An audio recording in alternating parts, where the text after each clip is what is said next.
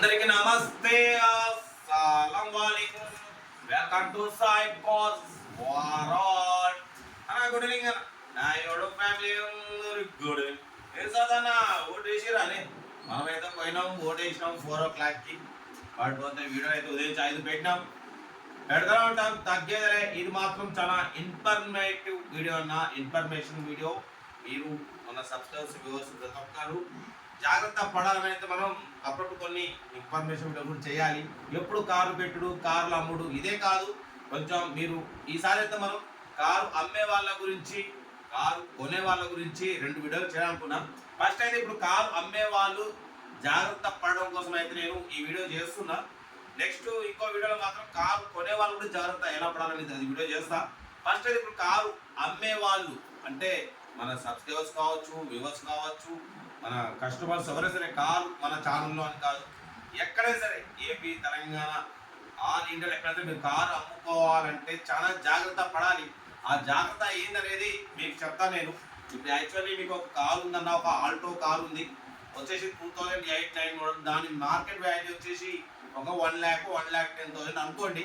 మీరేం చేస్తారు, డైరెక్ట్ మన ఛానల్లో లేదంటే ఎక్కడో కస్టమర్కి చెప్తారు, ఎవరో బయట వాళ్ళకి అన్న మన కారు అమ్ముతుంది చెప్పండి అని.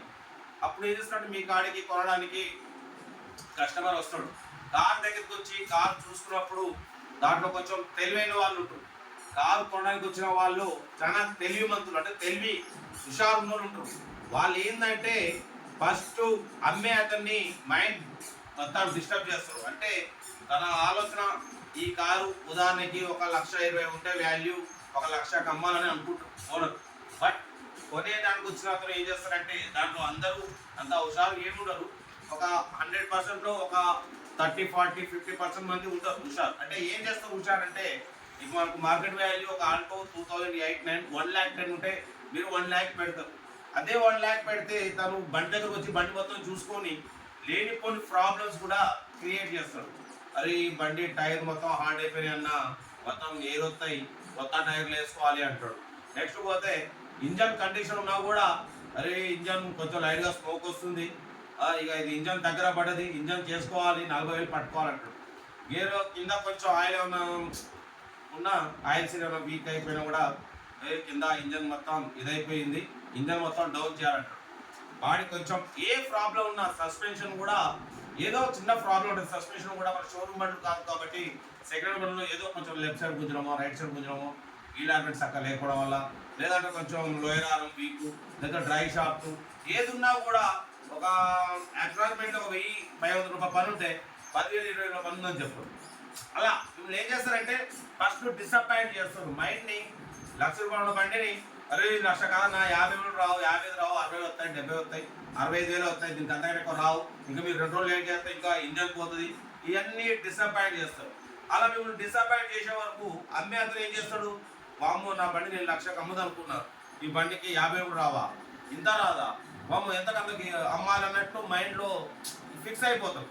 ఇక అమ్మ నా బండి 2 రోజులు అయితే 50 రావంట అన్న, ఎంతకు అమ్ముతావు ఏంటంటే, లేదు 50 పెడతా, 60 పెడతా అంటాడు. ఓనర్ ఏం చేస్తాడు, లేదన్నా నేను కొన్నా, నేను అట్లా ఇట్లా నేను 1,00,000 అనుకుంటున్నా, అసలు పని చేయండి, 90 ఇవ్వండి, 80 ఇవ్వండి, 70 ఇవ్వండి. అలా ఈ దగ్గర 30,000 ఓనర్ ఏం చేస్తాడంటే, ఇక ఆయనకు అవగాహన లేక ఈయన చెప్పిన మాట నేను డిసప్పాయింట్ అయ్యి ఏమంటే ఆ 1,00,000 రూపాయలు ఉన్న వాల్యూ కార్ని 70,000కో 60,000కో తీసేసుకుంటాం. కానీ ఇది కూడా కరెక్ట్ పద్ధతి కాదు. ఒకరిని మనం కడుపు కొట్టి మనం తింటే రేపటి రోజు మనకు కూడా దేవుడు ఏం చేస్తాడు, ఏదో ఒక రూపంలో మనకు కూడా మన చేతులతో వస్తుంది. అంటే యాభై ఒకటి పోతాయి. ఇలా సంపాదించుకుని అటువంటి డబ్బులు ఉండవన్నా, కష్టపడి సంపాదించుకోవాలి, న్యాయంగా సంపాదించుకోవాలి. అంతేగాని కస్టమర్ కాడికి పోయి మొత్తం తనని డిసప్పాయింట్ చేసి మైండ్ ఇది చేసి ఈ బండి ఇది కాదు అది కాదు, మొత్తం వేస్ట్ బండి, మొత్తం ఇది ప్రాబ్లం ఉన్న బండి అన్నట్టు క్రియేట్ చేసి తనను డిస్టర్బ్ చేసి, మా అమ్మ నాన్న అక్క చెల్లె అల్లు గొడవలు, వాళ్ళ ఇంటి సొమ్మని మీరు తక్కువలు, అంటే మీరు ఏదో ఇదని కాదు, 1,00,000 రూపాయల వాల్యూ కార్ని మీరు అంతకుంటే మాట్లాడుకోండి, చేసుకొని అన్న ఇంత కాదు 80, 90, 95 ఏదో మాట్లాడుకోండి. అంతేగాని ఇట్లా మీరు మోసం చేసి ఇది కరెక్ట్ కాదు. ఇలా జరుగుతుందని మన సబ్స్క్రైబర్స్ వ్యూవర్స్ మన ఛానల్ 100 మంది కార్లు పెడుతున్నారు. అది అన్ని చోట్ల జరగట్లేదు, కొంచెం జరుగుతుంది. ఎలాంటి ఉండాలని అయితే ఈ అమ్మే వాళ్ళకు మనం ఇన్ఫర్మేషన్ ఇస్తున్నాం. ఎందుకంటే అమ్మే వాళ్ళు కూడా మ్యాక్సిమం వాళ్ళకు అవగాహన ఉండదు.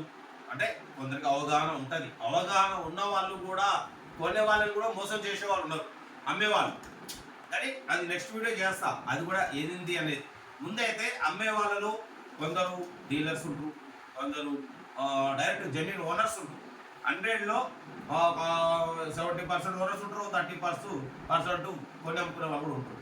బట్ ఏంటంటే డైరెక్ట్ ఓనర్స్కి అవగాహన ఉండదు. కాబట్టి డైరెక్ట్ అమ్మేవాళ్ళు ఓనర్స్ ఎవరైనా సరే వాళ్ళ కారు అమ్ముకోవాలంటే ఫస్ట్ మీకు దగ్గరలో ఉన్న మెకానిక్ లేదా షోరూమ్స్, ఏమైనా మీ హుందాయ్ అయితే హుందాయ్ షోరూమ్, మారుతి అయితే మారుతి షోరూమ్, ఏ షోరూమ్ కాడికి ఏ కారు తీసుకుపోయినా వాళ్ళు కంపల్సరీ అన్న కొంచెం నా కారు ఇది అమ్మాలనుకుంటున్నా, దీని మోడల్ ఇది, ఒకసారి ఇంజన్ బాడీ మొత్తం కంప్లీట్ చెక్ చేయండి, ఎట్లుంది దీని కండిషన్ అనేది నాకు అప్డేట్ చేయండి అని చెప్పి మీరు మొత్తం మెకానిక్ ద్వారా చెక్ చేయించుకుంటే అప్పుడు మెకానిక్ మీ బండ్లు ఏమైనా ప్రాబ్లం ఉందా లేదా అనేది మీకు ముందే చెప్తాడు. చెప్పి దీని ప్రైస్ కూడా అప్రాక్సిమేట్లీ ఇంతవరకు అమ్ముకోవచ్చు అని చెప్తాడు. దాన్ని బట్టి మీరు కూడా మూవ్ అవ్వండి. ఎందుకంటే అలా మీరు మూవ్ అయితే మీకు నెక్స్ట్ కస్టమర్ వచ్చినా కూడా ఆయన ఎటువంటి విషయాలు చెప్పినా కూడా మీరు దాన్ని నమ్మలేదు డైరెక్ట్ చెప్పొచ్చు. బయట మెకానిక్ చూపించిన ఆల్రెడీ మొత్తం ఓకే ఉంది, బండి టైర్లు ఓకే ఉన్నాయి, ఇంజన్ ఓకే ఉంది, అంతా ఓకే ఉంది అన్నాడు. లక్ష రూపాయలు అమ్ముకోవచ్చు అన్నాడు. నేనైతే 95 గిత్తా, నీ ఇష్టం అన్నట్టు మనకు కూడా ఒక డేర్ వస్తుంది, మీకు కూడా ఒక అవగాహన వస్తుంది. కాబట్టి అమ్మే వాళ్ళు ఎవరైనా ఉంటే ఫస్ట్ టెక్నీషియన్ మెకానిక్ కాడికి వెళ్ళి కంప్లీట్ మీ కార్ని చెక్ చేయించుకొని ఎంత వరకు అంటే, ఎందుకంటే ఇంజన్ కండిషన్ అంతా మీకు తెలియదు కాబట్టి మెకానిక్ ద్వారా మొత్తం మీరు చెక్ చేయించుకొని అప్పుడు మీరు మార్కెట్లో పెట్టి మీ కార్ని అమ్ముకోండి. న్యాయమైన రేట్ మీరు పొందాలి. సైడ్ కాస్ట్ ఏదో రేట్లు తక్కువ ఉంటాయి, అదే కాదు. కొందరు ఏంటంటే రేట్లు ఎక్కువ పెడతారు, అవగాహన ఉండాక బార్గెనింగ్ అనే అమౌంట్ ఎక్కువ పెడతారు. మన ఛానల్ ఏంటంటే బార్గెనింగ్ అమౌంట్ తక్కువ ఉంటుంది, ఎక్కువ పెట్టాం మనం. వేరే బయట OLXలో పిక్కర్ ఏం చేస్తారంటే ₹1,00,000 అమ్మాల్సిన కానీ 1,40,000, 1,50,000 పెడతారు. ఎందుకంటే ఇది కూడా కరెక్టే. కొందరు ఏం చేస్తారంటే మనం రేటు తగ్గించి పెడితే ఏమవుతుందంటే మనం యాక్చువల్లీ ₹1,00,000 వాల్యూ కార్ని ₹1,00,000 పెడుతున్నాం, దాంట్లో స్లైట్లీ అంటున్నాం. అమ్మే వాళ్ళకి కొనే వాళ్ళు వచ్చి ఇంకా 70కి ఇస్తావా 50కి ఇస్తావా అడుగుతున్నాం. ఇది ఒకటి ఉంది. అదే రేట్ ఎక్కువ పెడితే 1,00,000 పెడితే 20,000 డిపెండ్ చేస్తారు, వాళ్ళు ఇంకా ఎక్కువ రేట్లో అమ్ముకుంటారు. కాబట్టి మన ఛానల్ అట్టు ఉండదు. మనం రీజనబుల్గా మార్కెట్ రేట్ కన్నా తక్కువలో పెడతాం, న్యాయమైన రేట్ ఇప్పిస్తాం, ఓకేనా. బట్ అయితే ఇది కారు అమ్ముకునే వాళ్ళు జాగ్రత్త ఉండాలని అయితే మనం వీడియో చేస్తున్నాం. ఉదయించి 5 వీడియోలు పెట్టాం, 2 నోటిఫికేషన్ పోయాయి, 3 నోటిఫికేషన్ పోలే. ఈ వీడియో అయితే నోటిఫికేషన్ పోవచ్చు, బట్ ఏదంటే ఇన్ఫర్మేషన్ వీడియో వచ్చేది మనం చేస్తున్నాం. ఎప్పుడు మనం కార్లు అమ్ముతున్నాం, రోజుకు 1-2 సేల్ అవుతున్నాయి. సైడ్ కాస్ట్లో మనం రోజుకి 5 వీడియో అప్లోడ్ చేస్తున్నాం. ఎప్పుడు కార్లు ఇప్పించడం కాదు, మీకు అప్పుడు కొంచెం అవగాహన కోసం అయితే ఈ వీడియో చేస్తున్నా. అర్థం చేసుకోండి. కార్లు అమ్మే వాళ్ళు జాగ్రత్తగా ఉండాలి, బట్ కొనేవాళ్ళు ఏదో పెద్ద ఇదని కాదు. నెక్స్ట్ కొనేవాళ్ళకు కూడా జాగ్రత్తగా ఉండాలని ఒక వీడియో చేస్తాను నెక్స్ట్. కొనేవాళ్ళు కూడా, ఎందుకంటే కొనడానికి పోయినప్పుడు అమ్మేవాళ్ళు కొందరు ఏం చేస్తున్నారంటే హుషారుగా మొత్తం బండి ఏమైనా డ్యామేజ్ ఉన్నా మొత్తం కప్పిపుచ్చి పెట్టి ఇచ్చి పంపిస్తున్నారు. కాబట్టి దాన్ని కూడా ఒక వీడియో చెప్తా ఇన్ఫర్మేషన్. మనకు ఎవరైనా ఒకటే అన్న, మా అమ్మ నాన్న అక్క చెల్లె అల్లు కోడలు, ఎవరి డబ్బు కూడా ఎవరు లాస్ కావద్దు. న్యాయంగా అందరికీ మనం కార్ అయితే మంచి రీజనబుల్ రేట్లో ఇప్పించేద్దాం. సైడ్ కాస్ట్లో మంచి మీ సపోర్ట్ ఉంది. మనం సెట్ డిపార్ట్ సిస్టమ్ పెట్టినాం, మంచిగా రన్ అవుతుంది, అందరికి కార్లు ఇప్పిస్తున్నాం. బట్ చాలా మంది మనం రేట్ అనేది కొంచెం తగ్గించి మొత్తం ఓనర్తో ముందే మీకన్నా ముందు నేను తగ్గించి పెడతాం. బార్గెనింగ్ అమౌంట్ ఆయన 1,50,000 పెట్టి అంటే మనం 1,50,000 పెట్టానన్నా, నీ ఫైనల్ రేట్ చెప్పండి అని చెప్పి 1,30,000కో 1,20,000కో పెడతాను. పెట్టిన తర్వాత మళ్ళీ కొనేవాళ్ళు నాకు కాల్ చేసి అన్న 1,25,000 ఇంకా ఫైనల్ ఎంత అంటు. ఆల్రెడీ 1,70,000 పెట్టిన కస్టమర్ని మనం 1,20,000 తీసుకొచ్చినాం రీజన్లో. ఎందుకంటే అన్న మార్కెట్ అంత ఉండదు, బండి మోడల్ ఇది అది అని చెప్పి మనం రీజన్లో పెట్టిస్తాం. ఇంకా మీకు ఏమైనా ఉంటే కార్ దగ్గరికి వెళ్ళండి, ఇంజన్ బాడీ సస్పెన్షన్ చెక్ చేసి అప్పుడు మీరు ఫైనల్ చేసుకోండి. అంతేగాని కార్ దగ్గరికి వెళ్ళారు ఏం లేదు. ఆల్రెడీ నేనే 1,70,000 పెట్టేప్పుడు కస్టమర్ని నేను 1,20,000 చేస్తాను. మళ్ళీ మీరు ఇంకా ఫైనల్ ఎంత చెప్పు అంటే, అరే నా బండి చూసుకోలేదు, బండి దగ్గరికి పోలేదు, అప్పుడే నువ్వు ఫైనల్ ఎంత అంటే కరెక్ట్ కాదుగా. కార్ దగ్గరికి వెళ్ళాలి, రీజనబుల్గా ఉంది అనుకున్నప్పుడు ఇంజన్ బాడీ సస్పెన్షన్ చెక్ చేయాలి, ట్రయల్ వేయాలి, అప్పుడు మీరు రేటు కూడా దాని కండిషన్ బట్టి మీరు తగ్గించుకుంటే బాగుంటుంది. అరే మీరు ముందే ఇక్కడ రేటు ఒకటి ఫైనల్ చేసుకొని కార్ దగ్గర పోయినాక మళ్ళీ మీరు ఫైనల్ చేసుకోకుండా ఉంటారు. అరే అన్నా నేను బండి ఇట్లా ఉందనుకున్నా అట్లా ఉందనుకున్నా, నేను 1,10,000 ఫైనల్ చేసినా కానీ లేదు నేను 70 పెడతా 80 పెడతా, ఇదంతా కరెక్ట్ పద్ధతి కాదు. ఏదున్నా కార్ దగ్గరికి వెళ్ళి మొత్తం చెక్ చేసి తీసుకోండి. మీకోసం ఒక ఇన్ఫర్మేషన్ వీడియో చేసిన, నెక్స్ట్ కొనే వాళ్ళు కూడా ఇన్ఫర్మేషన్ వీడియో అనేది చేస్తా, ఓకేనా. ఓటైతే వేసి వచ్చినాం మనం, మీరు కూడా అందరూ ఓటేయండి. బట్ పోతే ఇంకా ఈవినింగ్ టైం ఇంకేముంది మీకోసం అయితే రోజుకి 5 వీడియో పెడుతున్నా. ఇది 6th వీడియో.